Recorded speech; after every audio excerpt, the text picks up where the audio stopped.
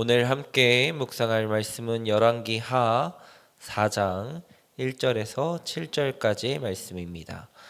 거룩하신 하나님의 말씀입니다.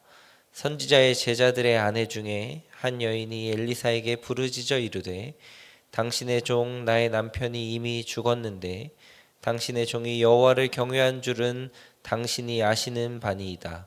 이제 빚준 사람이 와서 나의 두 아이를 데려가 그의 종을 삼고자 하나이다 하니 엘리사가 그에게 이르되 내가 너를 위하여 어떻게 하랴 내 집에 무엇이 있는지 내게 말하라.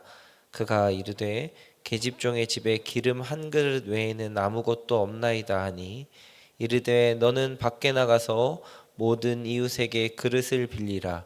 빈 그릇을 빌리되 조금 빌리지 말고 너는 내 두 아들과 함께 들어가서 문을 닫고 그 모든 기름에 그릇을 부어서 차는 대로 옮겨 놓으라 하니라.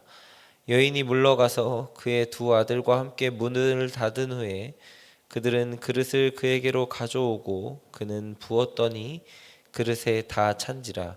여인이 아들에게 이르되 또 그릇을 내게로 가져오라 하니 아들이 이르되 다른 그릇이 없나이다 하니 기름이 곧 그쳤더라. 그 여인이 하나님의 사람에게 나아가서 말하니 그가 이르되 너는 가서 기름을 팔아 빚을 갚고 남은 것으로 너와 내 두 아들이 생활하라 하였더라. 아멘. 기독교에서 아마 가장 많이 하는 질문 중에 하나는 믿음은 무엇인가? 라는 질문일 것입니다. 그리고 이제 수많은 설교자들이나 신학자들이 이 믿음이 무엇인가라는 이 문제에 대답을 하기도 합니다. 제가 이제 찾아보니까 믿음은 내가 믿는 것이 아니라 믿어지는 것입니다. 라는 말을 하신 분도 계시고요. 또 고린도전서의 말을 들어서 믿음은 바라는 것들의 실상입니다. 라는 이야기를 한 사람도 있습니다. 보지 못하고 믿는 것이 더 복된 믿음입니다. 라든지 믿음에 대하여서 여러 가지 말들을 하는 이야기들을 여러분 들어보셨을 것입니다. 만약 믿음이 무엇인지 다 기록하라고 한다면 어마어마한 양의 분량으로 기록될 것이고 책으로 써도 여러 편 쓰지 않을까 하는 생각이 듭니다. 믿음을 더 깊게 들여다보면 믿음은 또 다른 말 혹은 다양한 표현으로도 나타내지기도 합니다. 믿음을 헌신이라고 말하시는 분도 계시고 신뢰, 기다림, 조건 없음, 의지함, 맡김 등의 표현으로도 이야기하시는 분이 계실 것입니다. 그만큼 이 믿음은 각 사람의 다양한 인생에서 다양한 모습으로 드러나고 또 다양한 그 모습과 그 인생을 통하여서 하나님께서 영광 받으시는 것이라는 생각이 듭니다.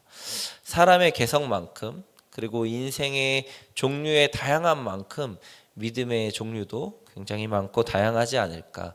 그래서 쉽게 믿음은 무엇이다 라고 정의 내리기보다 믿음의 다양한 형태들이 삶에서 드러나는 것이 아닌가 하는 생각이 듭니다. 오늘 본문도 우리의 믿음의 또 다른 모습을 발견하게 되는 한 장면이라고 생각합니다. 한 여인이 엘리사에게 와서 자신의 상황을 이야기하는 장면이죠. 엘리사에게 와서 이야기하는 이 여인의 마음에는 하나님의 선지자를 통하여서 하나님은 자신의 백성을 돌보신다라는 아마 믿음이 있었기 때문에 이 어려운 첫 걸음을 내딛지 않았을까 하는 생각이 듭니다. 그런데 이 여인에게 이런 믿음이 하나님은 자신의 백성을 돌보시고 그래서 엘리사에게 가서 자신의 상황을 이야기해야 되겠다라고 하는 이 상황에서 발견되는 믿음의 또 다른 이름은 바로 간절함입니다. 선지자의 제자로 하나님을 경외하며 섬기던 남편이 있었습니다. 그런데 그 남편이 두 아이만 남겨놓고 죽었습니다. 홀로 남겨진 이 아내는 아마 이곳저곳을 돌아다니면서 두 아이를 먹이기 위해서 꾸는 삶을 시작했을 것입니다. 신세를 지고 또 신세를 지고 또 신세를 지다 보니까 그 어렵고 힘든 상황에서 빚이 모이고 쌓이고 그리고 모이고 쌓여서, 여러분 빚을 져보신 분은 알지만 처음에 한 곳에서 빌리지 않잖아요. 여러 곳에서 빌리던 빚들이 모여서 그 빚을 갚기 위해서 제일 큰 사람에게 모이죠. 그래서 빚을 지었던 그 한 사람에게 몰려갔던 그 빚을 져준 사람이 두 아이를 요구하기 시작한 것입니다.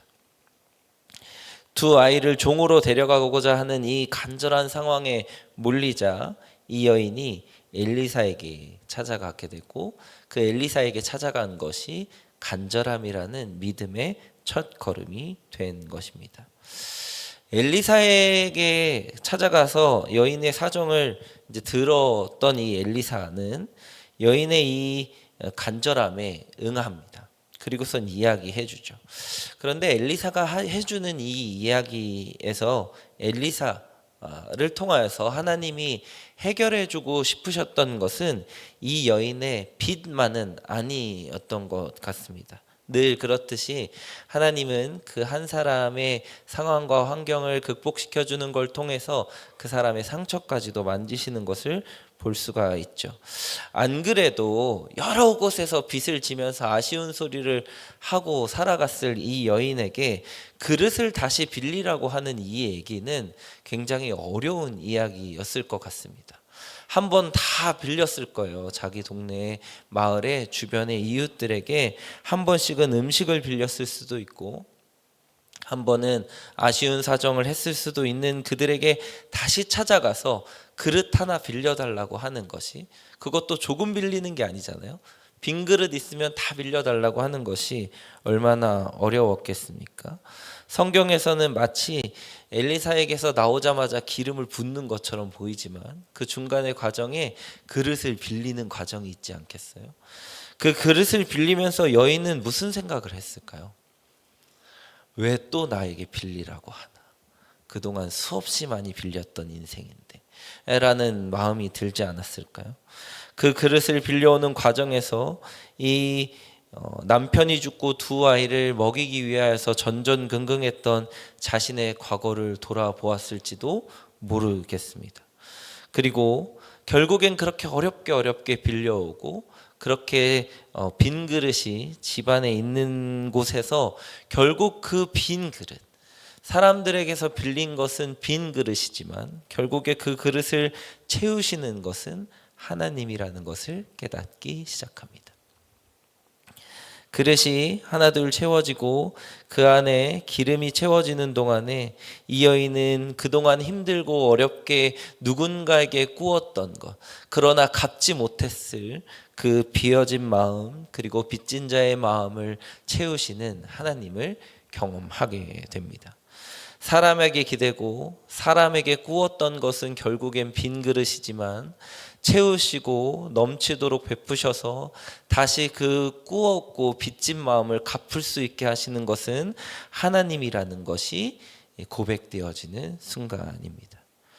그 옆을 지켜보고 있었던, 그리고 빈 그릇을 계속 내어서 기름이 채워지는 것을 보고 있었던 두 아들의 마음은 또 어땠을까요? 자신이 종으로, 누군가의 종으로 팔려갈지도 모른다는 불안함 속에서 하나님께서 채우시고, 그리고 자신이 다시 인생을 새롭게, 이 어렸을 혹은 젊었을 두 아들이 자신의 인생을 살아가고 다시 자신의 인생을 계획할 수 있는 그 첫 인생을 열어주는 순간이 아니었겠습니까? 여러분, 정말 간절할 때 여러분은 누구를 찾으십니까? 이 두 아들에게는 이런 생각이 들었을 것입니다. 우리는 지금까지 간절하고 배고프고 정말 가난했을 때 사람을 찾아가서 꾸고 사람을 찾아가서 빌리고 사람을 찾아가서 기대었지만 결국에 채우시는 것은 하나님이다. 이제는 하나님을 찾아가야 되겠구나. 여러분이 정말 간절할 때 여러분은 누구를 찾아가십니까? 어디에 기대고 계십니까? 가장 간절할 때, 희망이 없다고 생각할 때, 기댈 곳이 없다고 생각할 때 하나님을 떠올리는 것, 그 간절함이 믿음입니다. 사랑하는 말씀상 공동체 성락성결교회 성도 여러분, 오늘 여러분이 간절하게 찾는 그 순간에 하나님을 떠올리실 수 있는 믿음이 있기를 소망합니다. 하나님을 찾고 말씀을 찾고 그래서 그 하나님을 따라 말씀을 따라 사는 믿음의 하루가 되시기를 소망합니다. 그리고 그 여러분의 간절함과 하나님을 찾음 안에 믿음이 되어서 오늘 이 여인에게 주시는 기름이 채워지고 또 채워지는 것처럼 여러분의 삶에도 하나님의 은혜로 채워지고 또 채워지는 역사가 있기를 주님의 이름으로 축복합니다. 기도하시겠습니다. 사랑이 많으신 하나님, 하나님은 우리를 채우시고 또 채우시려고 항상 준비하시는 분이심을 믿음으로 고백하며 감사합니다.